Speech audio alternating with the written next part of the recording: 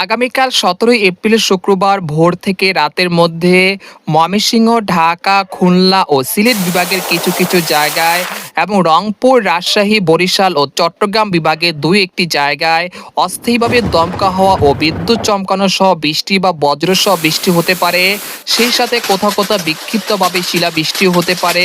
এই সময় সারা দেশে দিনের তাপমাত্রা ১ থেকে ২ ডিগ্রি সেলসিয়াস কমতে পারে এবং রাতের তাপমাত্রা সামান্য কমতে পারে।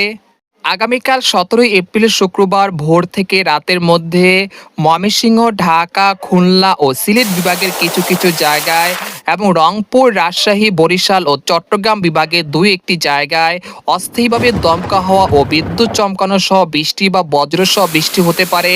সেই সাথে কোথাও কোথাও বিক্ষিপ্তভাবে শিলাবৃষ্টিও হতে পারে।